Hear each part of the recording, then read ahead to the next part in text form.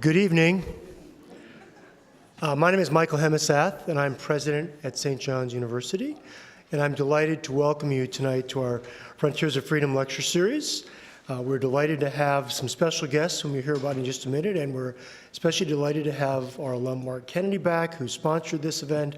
And I think it's really important to note at this time in our political life in this country that this particular series, but more broadly what you're experiencing at St. John's and St. Ben's, being exposed to different ideas, things you maybe haven't thought about before, things that might make you feel a little bit uncomfortable, that's exactly what you're supposed to be doing in college. And I'm really proud of the fact that we provide that kind of education at St. Ben's and St. John's, and I think this evening is going to be a great example of ways in which you might stretch yourself to make you a better person, a better student, better citizen of our country, better citizen of the world. So welcome to our lecture tonight. Look forward to the discussion we'll have a little bit later. Thank you. And now let me introduce Matt Lindstrom, my colleague in the Political Science Department.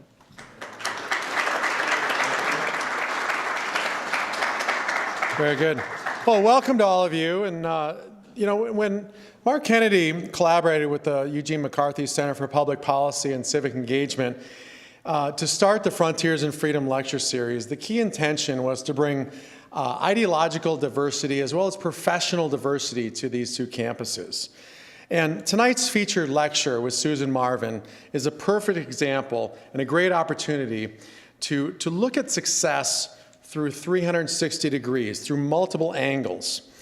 And as Mark contends in his new book called Shapeholders, Business Success in the Age of Activism, businesses do better economically when they do better socially and politically. They do better when they focus on humans and the planet, when they listen to activists and opponents, and when they stay engaged with their communities and their employees. And conveniently, Marvin Windows and Doors and the leadership provided by Susan Marvin and the Marvin family provide us with excellent examples of this type of ethic.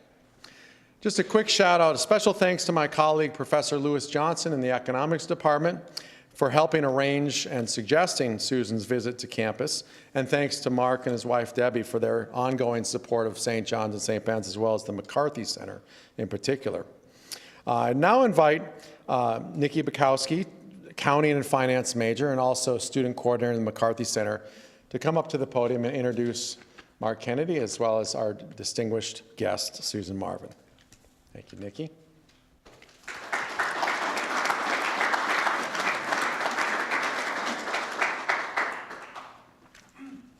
Hello, my name is Nikki Bukowski, and I have the pleasure of introducing to you all Mark Kennedy and Susan Marvin.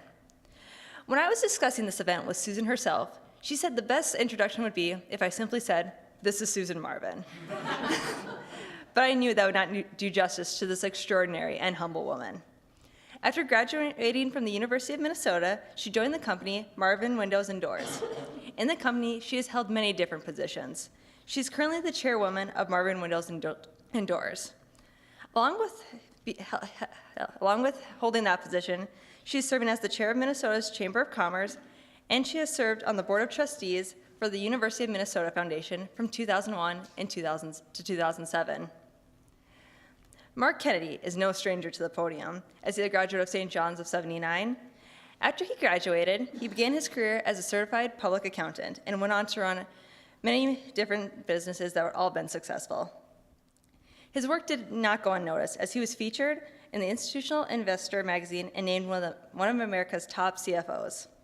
He began his political career in 2000 and was a congressman for the 2nd and 6th District from 2001 to 2007. He's currently serving as the president of the University of North Dakota. Please welcome our guests.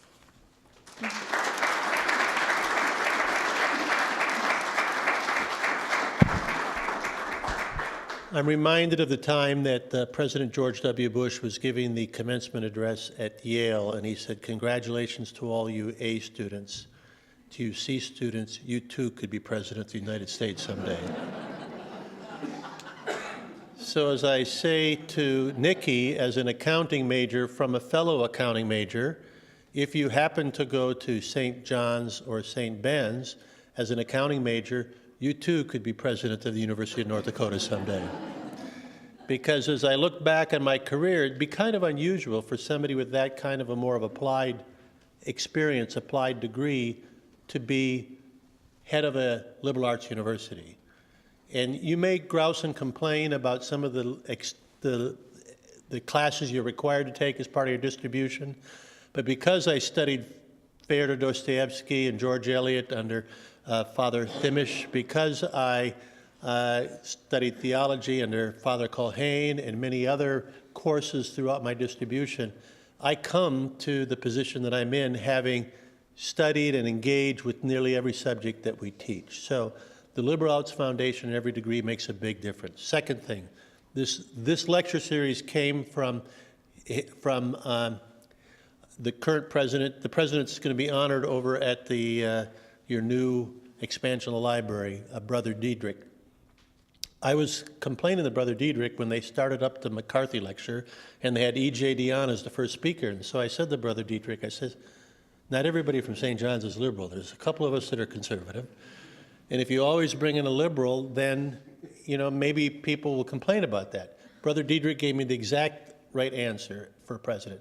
That's great, Mark. Why don't you start up a lecture series then that fills out the difference? And so Brother Diedrich is a wonderful asset to the university, and I'm pleased to have helped in this way. The third thing I will say is it's an honor for me to have Susan Marvin as part of this lecture series.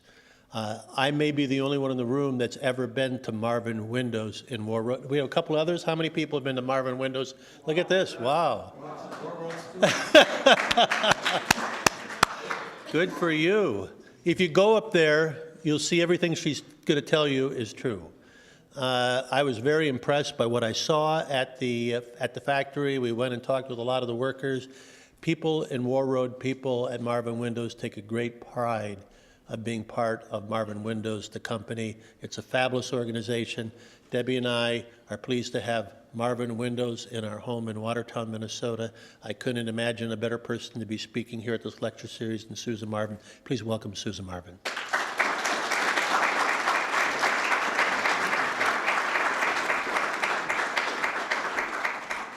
Thank you for those very kind words, and Nikki, thank you for the very nice introduction.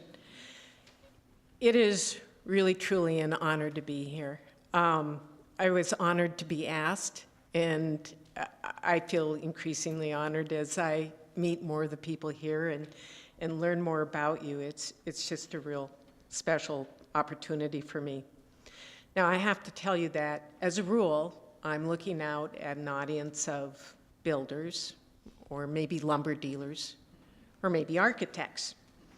And most often my comments are regarding the building industry. I might be talking about Marvin products or Marvin services, or maybe our business practices. And it's usually very clear to me how what I have learned over my life is relevant to my audience. And tonight, here I am in academia in front of you, many of you students, and it's a little less obvious. But I believe that my topic is relevant. I'm going to ask, how many of you grew up in families where your parents were involved in family businesses? Good number of you. How many of you are business majors? Many of you. And those of you who aren't, are you here pursuing a vocation that you're passionate about?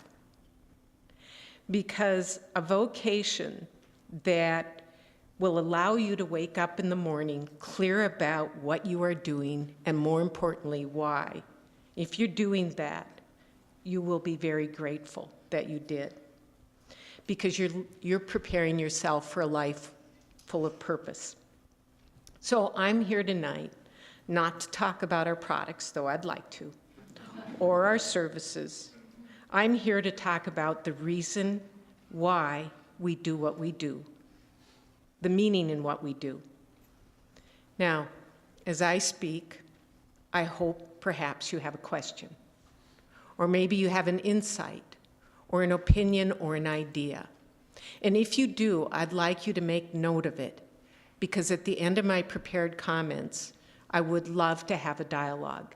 I want to hear your questions. I want to hear your opinions. So please make note of them so that we can talk at the end. Now, I'm one of 14 family members working full-time in our family business. I have worked for this company for 36 years, and I served as president for 20. In January of 2016, I stepped aside as president, and my nephew Paul became president. A few weeks ago, Paul was elected to be our CEO by our board. Now, this marks the successful transition of leadership from the third to the fourth generation. Only 3% of family businesses make it to the fourth generation, and we're really proud to be among them. Now, over the decades, I have seen our business thrive. I've seen it grow and profit and prosper. But I've also seen our business challenged. There have been times when our backs have been against the wall. For example, there was a fire in the early 60s, and it took the entire company to the ground, and there was no insurance, and there wasn't money to rebuild, but we did. We survived massive product failures, and we survived the deepest, longest recession the housing industry has ever gone through. So our business has been threatened over and over. And when I stop and think about it, I think what more than anything saw us through these challenging times? What's allowed us to prosper and grow, not just now, but for decades? I come to this conclusion. It is our purpose. It's our reason for being. It is woven into our mission and our values. It's our commitment to our stakeholders, to our employees, to our community, and to our customers. And it's our commitment to do our best to do the right thing. Now, many of you can probably relate to this. You probably rely on yourself above all others. Your reputation is probably very important to you. It's probably like gold. That's what we believe at Marvin. Now, our company purpose, missions, and values have been shaped by who we are and where we are from. And these are really unique to Marvin Windows and Doors.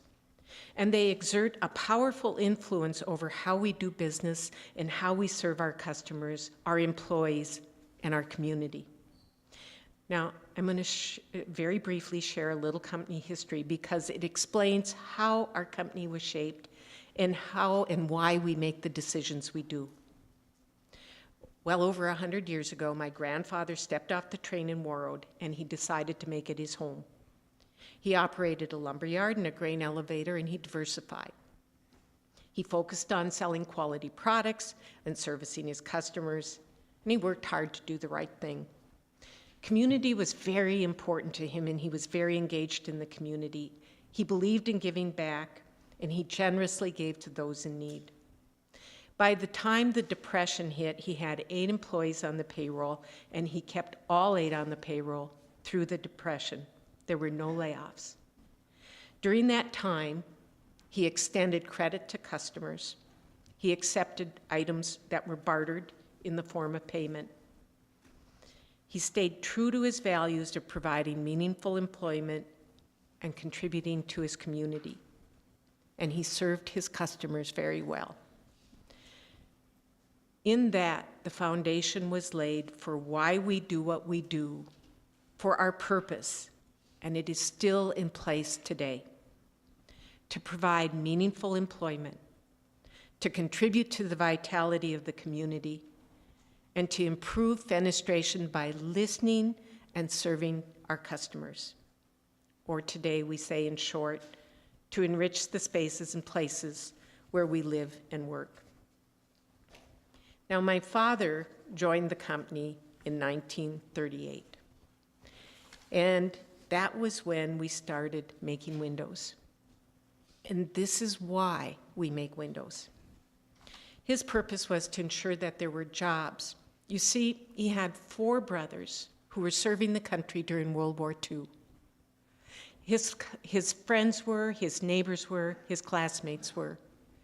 And he realized that when they came home from serving, they would be looking for jobs. And if they could not find jobs in the community, they would be forced to leave their home. So he wanted to make sure there was employment for the veterans when they returned home, good jobs, jobs that provided fair wages, secure, rewarding work with opportunity, and most important, meaningful work. And with the introduction of the window business, I am proud to say that my father's vision was realized, and it became our mission. Today, we employ well over 5,500 people. We operate 12 plants in 7 states. But our first location, Warroad, is our corporate headquarters, and it is our home. Warroad is 6 miles from the Canadian border. It is the only American port on Lake of the Woods, and we employ well over 2,000 people in this little community. Now, we're one of the last family-owned, independent, operated businesses in the window industry. And we're a family business that's passionate about our heritage and the values that have guided us for more than a century. And we intend to stay that way. We believe private, family ownership, and continued family leadership is central to maintaining those values that shape our identity. And they're vital to our purpose. Now, today, I work alongside 2 brothers. And in addition to my 2 brothers, I work with 11 nephews and nieces. And now, during summers, there are 5th-generation family members working with us. Our family feels a great deal of responsibility to our business, not entitlement. In my generation, each one of us started working very young, and most of us on the factory floor, or sweeping the factory floor, or we cleaned bathrooms. My brothers unloaded lumbers. We assembled windows. My first job was working the switchboard. Now, those of you who are students are too young to remember that there truly were switchboards. And what I'm talking about is those ones where you get a phone call and you put a switch here and you connect it with another number there. That was my first job, 4 to 6 after school and 8 until noon on Saturdays. And I was 10. My father made it clear to us that our future depended on our own hard work and initiative. He'd say, I want you to lift more than the man next to you. I want you to work an hour longer. I want you to lead by example. And I never want to apologize for you. He might have had to. But we employ not only generations of our family, but we employ multiple generations of many families. And this company has been built on the unchanging values handed down generation to generation through these families, all with a clear sense of purpose. Now, our company's been shaped by location. And when I think about the biggest difference the location and the people have made in our business, I tend to think about our culture. It is a truly caring culture, one that cares about customers, about each other, about the company, and about the community. The bond between the employees and the owners in the community is very distinctive, and it breeds respect and integrity. Now, our remote location presents some challenges. Now, for those of you who don't know where Warroad is, I said it's 6 miles from the Canadian border, and it's 365 miles due north of the Twin Cities, and I can assure you the lakes in the Brainerd area are south. Now, when you do business in a location like that on a national scale, it is challenging, but those challenges have fostered innovation. And that is such a powerful piece of our company's culture. Many of our employees were commercial fishermen, and they were farmers, and they are innovative, independent, strong work ethic, these people. They've got a can-do attitude, they're fiercely loyal, and they have high integrity. Now think about this. If you're a commercial fisherman and you're out in the middle of the lake and there's a storm, you can't call anybody. If your boat breaks down, you have to fix it. You have to be very self-reliant. You have to have a can-do attitude, and you have to be innovative. And those were the people who built our company. And when you consider our location and our heritage, and the seeds of innovation are really evident. Now, I could give you example after example after example of how Marvin in northern Minnesota, way up on the Canadian border in the most unlikely of places, has changed our industry.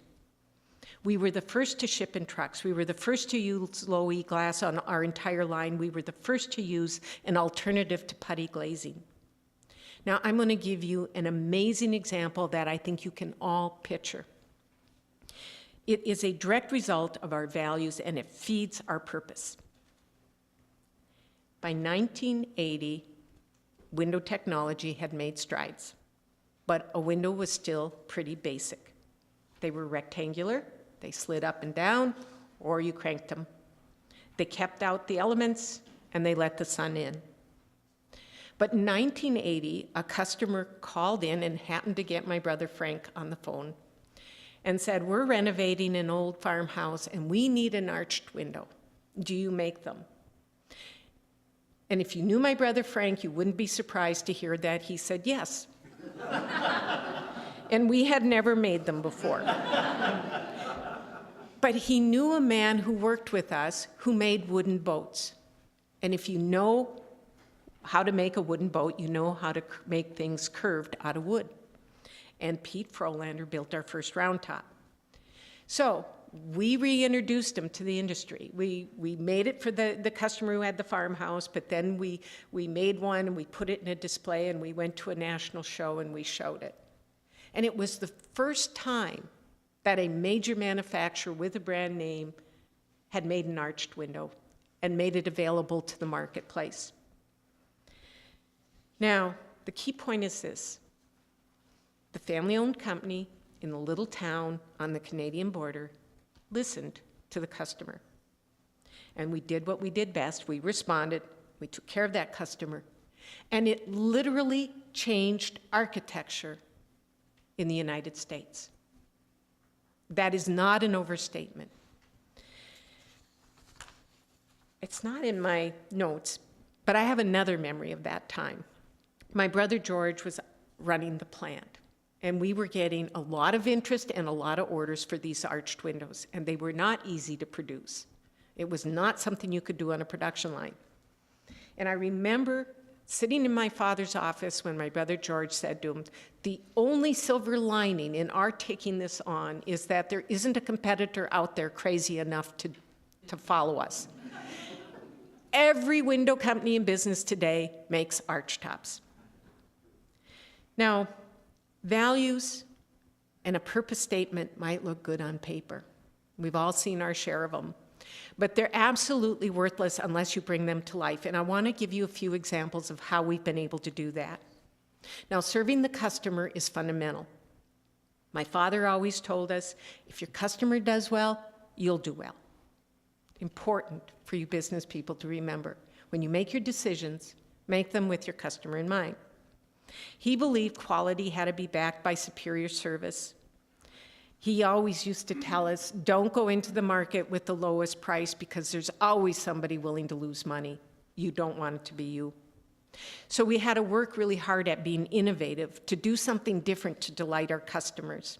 And we really focused on quality and focused on superior service. And today the focus continues to be on quality and not low price. Now, the most important thing Dad said is you must stand behind your product, even when it hurts, especially when it hurts. Now, this is a story about our purpose in practice. It was a crucial episode in the history of the company, and it sends a powerful message. In the 1980s, the industry was moving away from a preservative called Penta. Now, we had a supplier come in and tell us they had a product that was superior to Penta, and they had a test result that showed that it was. And we trusted this supplier, they were a good company, and we switched to their preservative. Well, you know what? It didn't work. And eventually we learned that there were a whole bunch of tests that we didn't see that proved that it didn't work. Well, Windows began to fail. And we decided the right thing to do was to stand behind the product. Now, this was a classic case with our supplier of do anything and say anything to get the sale. And we went to our supplier and said, our Windows are failing, we're going to replace Windows. And at that time, Marvin, like every company, had a 1-year warranty. And the supplier pointed to it and said, it's your choice if you want to go beyond 1 year, we're not. But we held firm, and we provided the replacements at no charge for many years. And we spent every single dime the company had doing so, well over $100 million, and we replaced products until every penny was gone. It was hard, but our reputation was at stake, and when your reputation is at stake, so is your business. I never heard anyone on the leadership team or in the family question the decision, because the values are a fabric of the company, and some decisions are crystal clear, even if it means taking a difficult path. Now, contributing to our communities, the communities where we live and work, is core to our purpose as well. And it takes many forms. The first one, the one that makes everything else possible, is providing secure and meaningful employment. But our responsibility as business people goes beyond that. Marvin, like many, participates in a wide variety of events and organizations in our home communities. Examples of contributions to the community are significant, and they include a library, a pool, a sports arena, a senior living center, and more. I want to give you an example of one that I think is really powerful. It's my favorite, and it's not a company contribution. It was one made by my parents. And it's philanthropy delivering on multiple levels. My mom and dad set up a scholarship fund that funds post-secondary education for approximately 20% or more of every Warroad High School graduating class, up to the amount of the most expensive public school. Probably couldn't pull off St. Ben's. But to a lot of students, it's the difference between going to college or not. So it funds 100% for those with good grades and demonstrated school and community engagement. And that's important. Grades are important, but so is the students' engagement in either school activities or community activities. Now, here's what I love about it. The gift of education can never be taken away.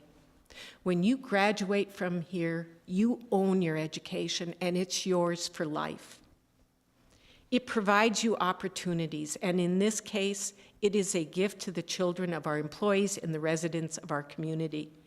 And it encourages these students to become engaged in community. Now, the second example I'll share, is clearly the most powerful. It is the contributions by our employees to our community. Employees serve on boards, as coaches, as mentors, as scout leaders. They hold blood drives. They stock the food shelf. They provide hospice care. They participate in fundraisers for the Special Olympics, for Alzheimer's, Relay for Life. They are volunteer firemen. They are volunteer EMTs, and the list goes on, and I barely scratched the surface. But what moves me most is that they take care of each other like family, even when things are tough at home, and they find a way to lend a hand. I remember during the depths of the recession, we were on 32-hour weeks.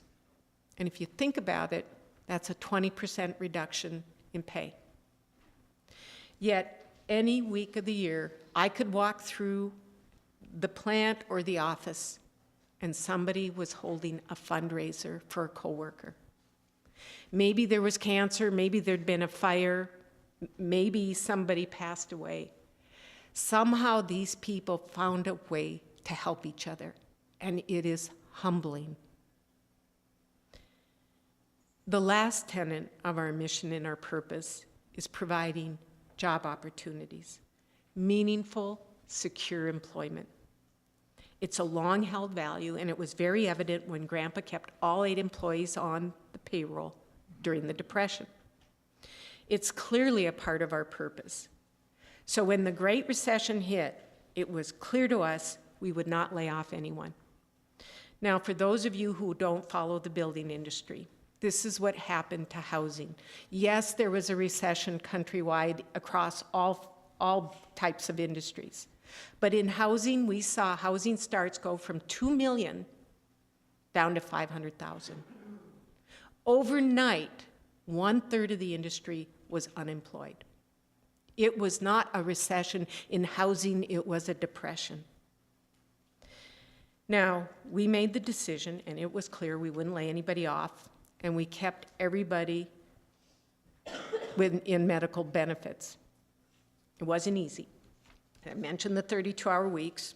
We reduced salaries, we cut benefits, we cut travel, we cut whatever we could, but we did not cut people from the payroll or from medical benefits. And while we were challenged, that was another decision that was easy, because our people truly are our most valuable asset. And I always ask, why, if people are your most valuable asset, are they the first thing you cut when there's a recession? Because that's what many businesses do. We truly do believe in serving our stakeholders, employees, customers, community. They are our reason for being. They are our purpose.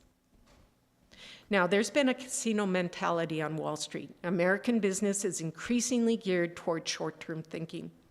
Shareholders rent companies, sometimes for seconds or minutes, and they do it for short-term profit.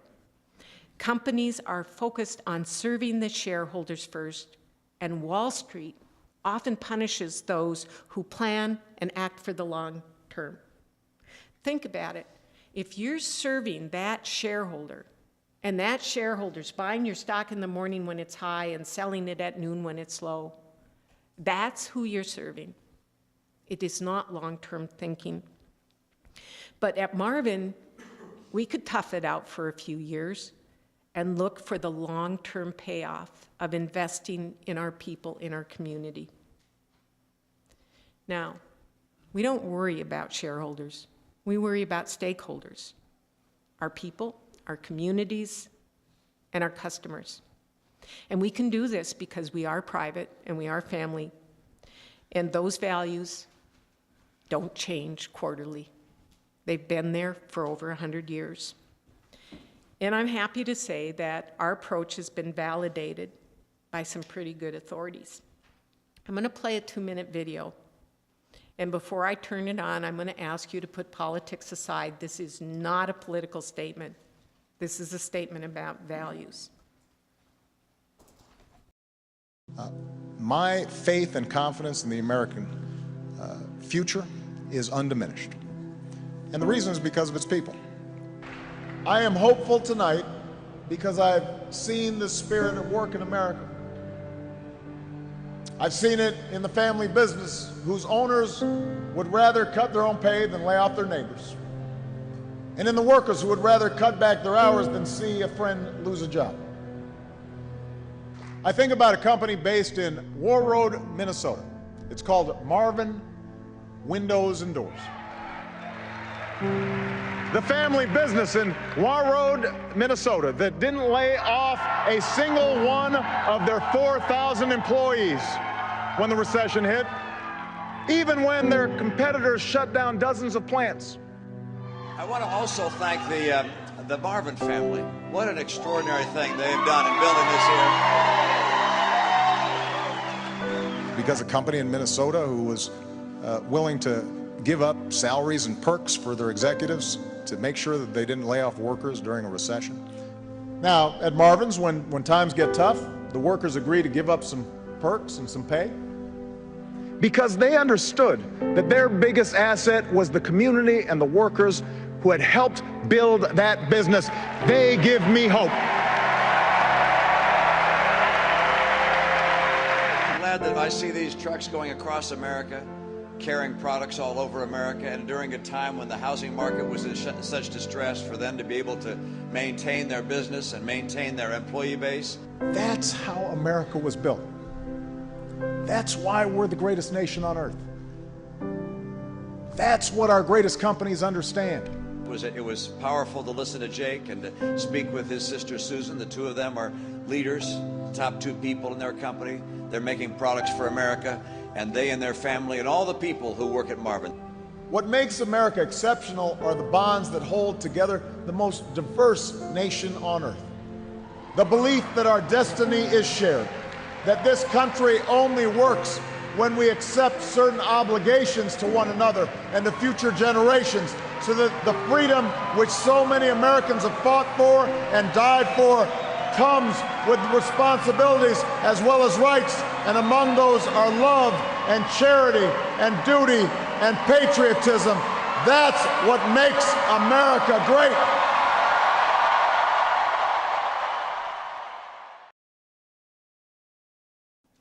We had no idea that we were going to be recognized by these two leaders, and it felt pretty good. And it felt pretty good to pick up the New York Times and see the story there as well. But what I think everybody appreciated more were the comments from the people in the grocery store or at the gas station or in the hallways at work. And that's something I wish I could share here, but I can't. Really, when we made this decision, we were just holding dear to our values, and we were embracing our purpose, and we were honoring our heritage, my father and my grandfather. Now, many Americans are hungry for long-term thinking, and they're hungry for strengthening our communities and improving lives. We are not unique. During this recession, I was traveling a great deal, coast to coast. And invariably, wherever I went, I had people come up to me and say, "We are doing the same thing. I'm glad you are, and we are, and we're going to be greater for it." We're not unique. We're just one of many that have a very clear purpose and a strong commitment to it. Honor is not dead in business. It sometimes seems that way, and we often will pick up an article or hear about a company or an institution that's trying to play the angles. But there is a real marketable worth of these timeless values, and they're why we get word-of-mouth business. They're why our employees and our customers stay loyal to us, and it is why we can sleep soundly at night. And these values that I've been talking about, they're not pie in the sky. I firmly believe they have an impact on our bottom line. No layoffs meant we retained talent, and we were able to service our customers better than our competitors. And we didn't have to hire and train new people when the business started coming back. When we stood behind our product because it failed, it helped maintain our reputation. It helped us keep our customers. If we had left them hanging, we would have lost them.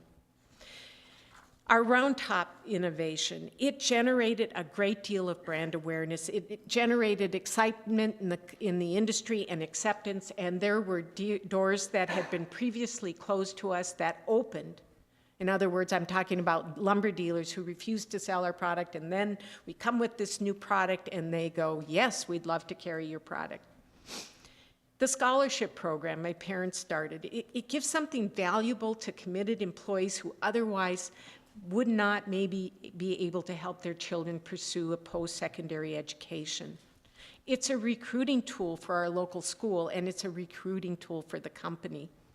A student from our area is more likely to return for full-time employment than one from somewhere else. The scholarship program is educating our future skilled professionals. Now, I've covered a lot of ground, and I thank you for your patience. And what I hope you'll take away tonight is the importance of values and purpose in whatever vocation you choose. They aren't and they shouldn't be empty slogans, but crucial tools for building a successful vocation. In our case, I believe they help sustain our business. Great companies, great organizations find and engage and keep talent by having purpose, built around something good. Now, we all want a paycheck. Most of us need a paycheck. But people have choices. And if they can find meaningful work with a company of purpose, that's the company they'll choose. Purpose not only attracts talent, but it helps retain talent. And people are energized by a sense of purpose. So to the students, I ask, do you know what lies in your future? If you don't, identify what your passion is. What do you care most about? And I encourage you to ask yourself not just what you want to do, but why you want to do it. What beyond the paycheck? And it isn't what you do, but why that matters most. It is the non-financial reason you show up every day. It isn't a goal. It's a reason for being, and it gives meaning to work, and it gives meaning to life. Now, that ends my prepared comments, and I'd love to have a dialogue that I mentioned in the beginning. And if I would love to hear your comments, I'd love to hear your questions.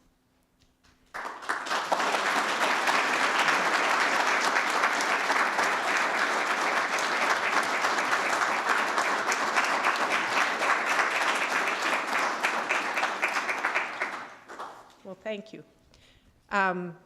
Now, does the person who's asking the question should come to the mic? And is there a question over here? Oh, thank you. Thanks for being here, by the way. I was just wondering if you could speak a little bit about the changes in War Road since Marvin has been there. I mean, was there ever pressure to move the headquarters down to the cities or anything like that? If you could just speak about that a little bit. That is a topic that is raised with a fair amount of frequency, but not by the family. Usually by professionals who know that every good business that they benchmark with would suggest that we're going to have a better talent pool to draw from if we move to a metro area. And therefore, we will be able to attract more skilled people. The family, on the other hand, is very clear about why we're in business. And one of the reasons is because of our commitment to our community. And if we moved our headquarters, it would change that community. And we've seen it all across Minnesota, maybe across the United States. Rural America is changing. We believe it's important to keep a healthy and vital rural America. And we think we need to do that by keeping our corporate headquarters in our home. Somebody once told me, well, finding the kind of person you're looking for that position is like finding a needle in a haystack. And I go, yes, it is. And the needle's there. And we've attracted some incredible talent. One other comment on that. So many of us grew up in outstate Minnesota. And many people go away, get their education or training in whatever skill. Maybe they fall in love and get married. And at some point they go, I would like to provide my children the type of life I had growing up. But where do I go to pursue a profession in an innovative, creative, growing, prosperous company in rural Minnesota? And the answer is Warroad.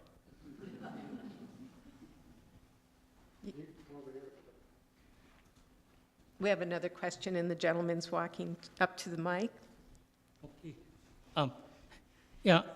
Back in the 1960s, our family was up at Roosevelt, and we happened to go to Warroad, and we parked, I think, just across the street from Marvin's, and there was a large door open to one of the work areas. We saw an elderly man working inside, and I believe my grandparents told me he's a Marvin.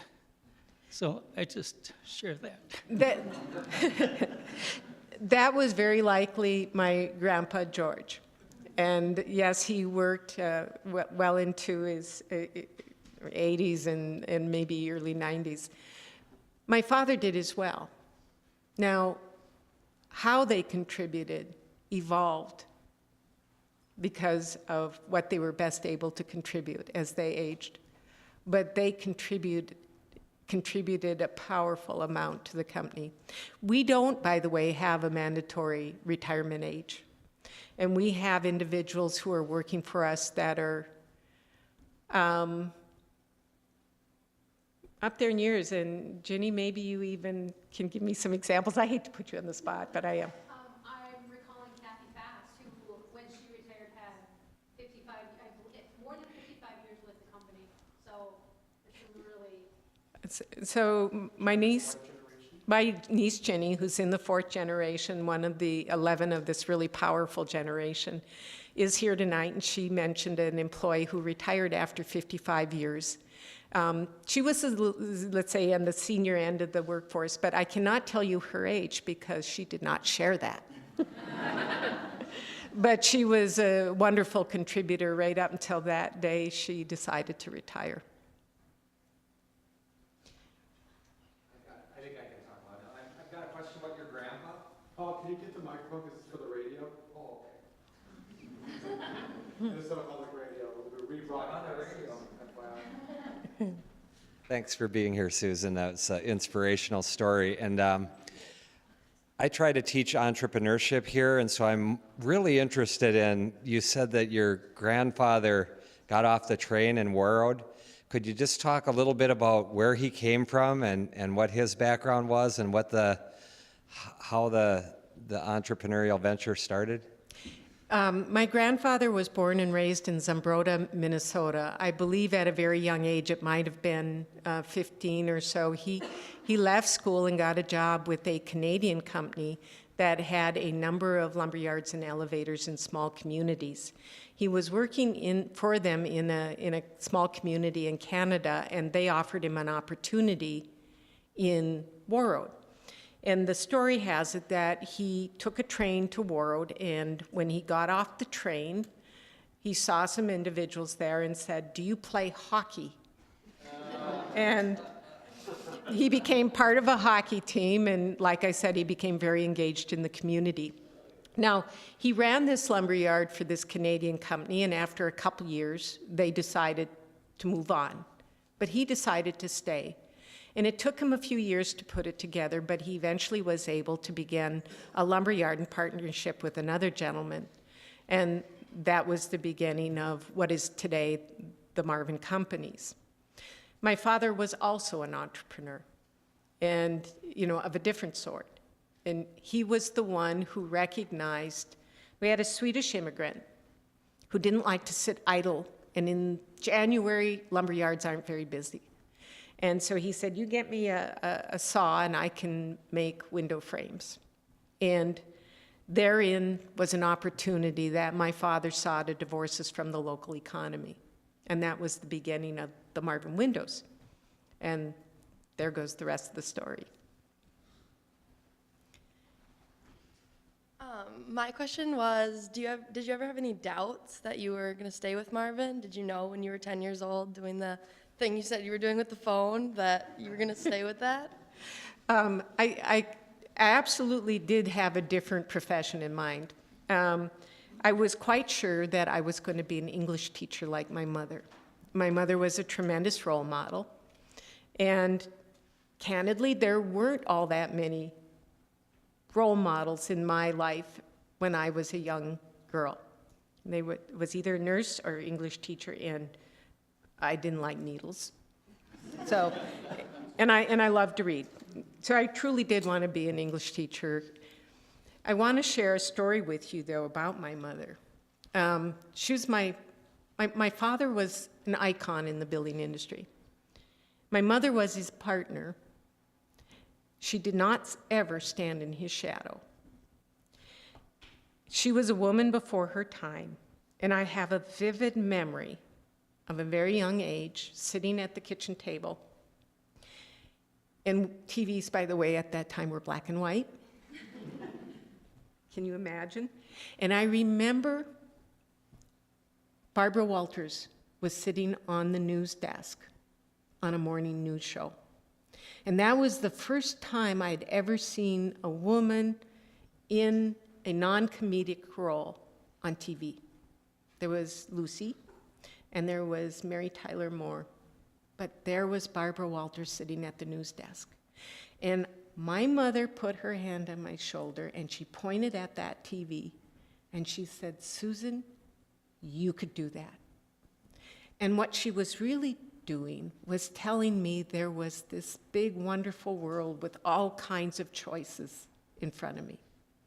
And that maybe was the first time I started to think I could be an English teacher or I could be something else. Thank you for being here. My question for you is, entrepreneurship is often a male-dominated realm of business, even more so back in the day than it is today. So can you just talk about your experience as a woman navigating this world of business and world of entrepreneurship back in the day and even now? Well, it's an interesting question, and I sat next to Precious at dinner, and we had very interesting conversations. The world is a much different place today for women in business than it was in 1979 or 1980. And it certainly is much different in the construction industry. And my first job in the construction industry was with American Hoist and Derrick Company, which was a heavy equipment manufacturer for very serious construction. We're not talking housing. And I definitely was different than most people who worked there. I shared with somebody at the table, I had to set up a trade show in Houston, and I went with 130 other people from American Hoist, and I was the only female. But it really, my experience by and large was good. Yeah, there were times when it might have been uncomfortable to be a woman in the workplace, but the vast majority of the time, it was not. And whether it was right or wrong, my way to deal with it was just to not pay attention to that and to focus on the job that needed to be done. And not to be distracted by people who saw it as an issue, because I didn't. And I did my very best to do a good job. And that was top of mind, and that was my focus. And that served me well. Now, another thing I would share with you is there's a lot of discussions and there's a lot of things written about women who years ago might have been discriminated against in the workplace, and I'm sure that was the case. I don't doubt it. But I'm going to tell you that I had tremendous opportunities because I was a woman in the workplace. Some part because of the women who went before me, and some of it had to do with timing. But people truly wanted to start diversifying, and they were looking for women who wanted these opportunities. And I was often given an opportunity that sometimes I didn't think I was the most qualified for, that maybe I knew a gentleman next to me could do the job better, or at least I was worried about that. But I came to the realization at some point that the opportunity was there, so I should embrace it and then do my very best so that the next woman behind me had the same opportunity. And I couldn't begin to tell you of all the wonderful, exciting things I've been able to do because I was a woman in a man's world. And I am so grateful.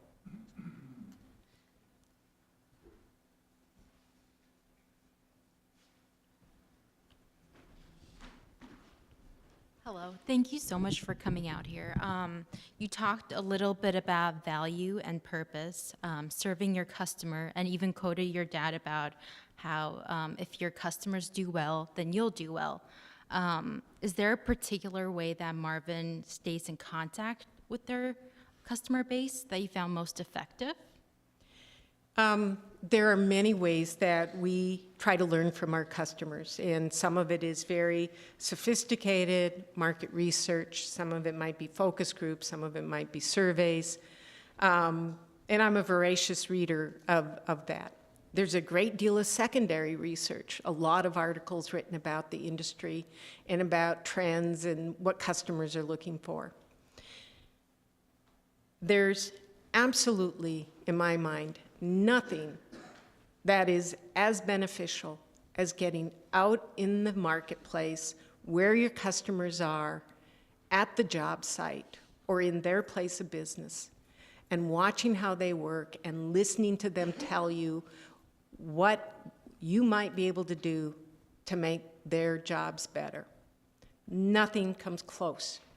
So if I could, I would like to take all of these investments we've made in so many different places and put it into plane tickets and get the whole doggone employee group into the marketplace, standing across from a lumber dealer or at a construction site with a builder, and have them watch them put in our products and have them tell me, I wish I could get this.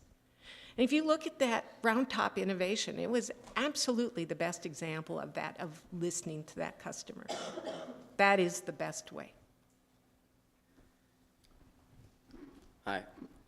You said earlier, I believe, that you can work for the not the shareholders, but for the stakeholders because you're a private business. Yeah. Is being a private business the key to becoming a successful, ethical, and long-term organization such as yourself? And as a follow-up, how can a business that is not private strive for the same success that Marvin has had? A couple answers to that question. I think it is easier for us to carry the values from one generation to the next and to honor them and to hold dear to them without having to in any way shift because of outside pressure. There's decisions we made that perhaps if we had professional leadership and not family leadership, or if we'd been public, we might have gotten pushback, or we might have been challenged to maybe approach things differently. That said, I know of some incredibly ethical, well-run public companies. And many of them are headquartered right in Minnesota. Really good companies with really strong value systems. And it's a little more complicated for them, but their leadership's been able to run their companies very well. So I don't think being private is the only way to have a clear purpose and hold true to it. But it has given our family a guarantee that we can.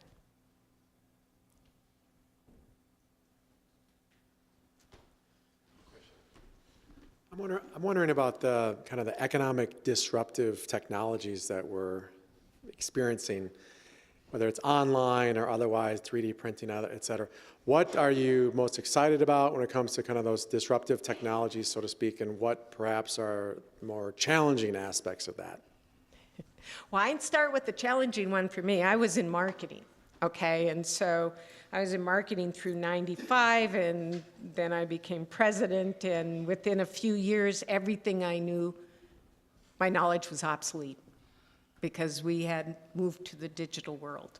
And candidly, I find that world very exciting, and it can be an equalizer with a brilliant person that's getting you out there. In other words, we used to see a competitor who was bigger than us by, there were only 3 networks, guys, in the old days, and they could buy TV slots on all of them, or spots, and generate all kinds of brand awareness, and we couldn't maybe afford to do that. Well, now, we can all be on the internet. We can all have a web page. We can all use this technology, and it is an equalizer. But we can't make things happen with money. We've got to make it happen with ingenuity. And that is the biggest challenge and maybe the biggest benefit. It also has changed the way we make windows. Now, we have the most fascinating factory in the world because you will find robotics and automation and assembly lines and windows moving down and very few people on them. But right next to it, you will find the most skilled craftsmen in the industry, bar none. I mean, I have no question. I would say they have the PhDs in customization. And you'll see them side by side. And so I think the introduction of technology into our business in just about every department and every facet has been really exciting. I don't know if that gets to your question, but it's terrific. I'm glad we have the 4th generation in place to now run the company, because they understand it.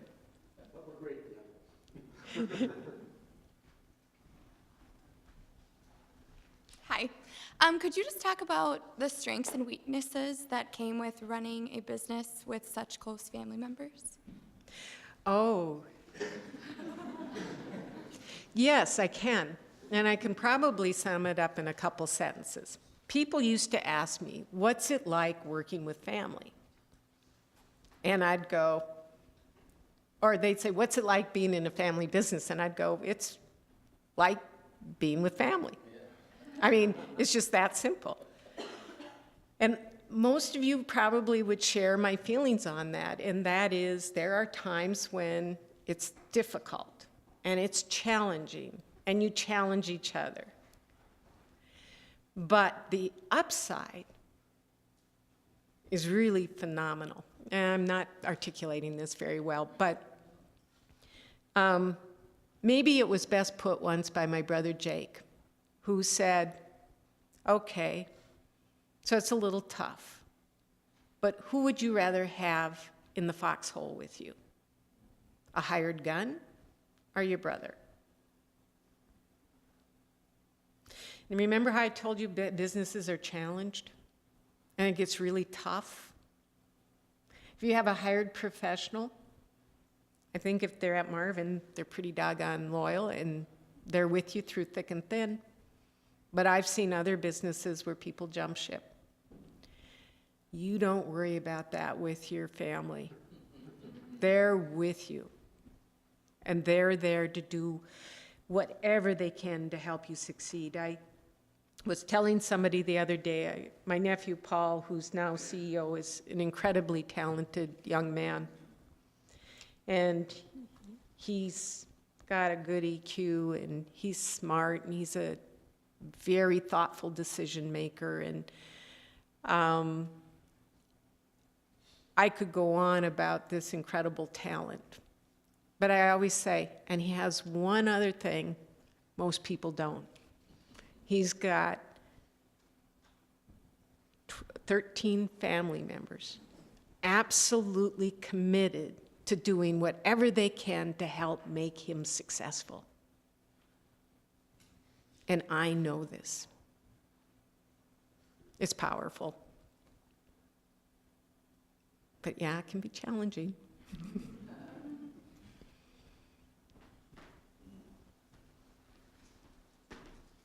Hi there, thank you so much for coming tonight.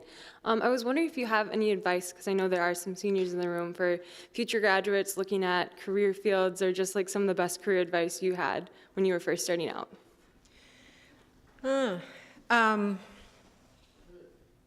I think the way I answered that today might be very different than it would have when I was coming out of college, because I think you have available to you choices that we didn't have. And I think the best piece of advice I give you is the one I ended my comments with, which is think really hard about what your passion is. And when you're thinking about a career, think about not what you're going to do, but why it's important to you. And if you find that thing you love, that thing that's so important to you, that gives you purpose, the reason for being, if you find that, I believe you'll live a very fulfilled life and a very fulfilled career.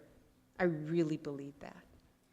I think it trumps comp any day. And by the way, I would encourage you and everybody here to consider looking at Warroad.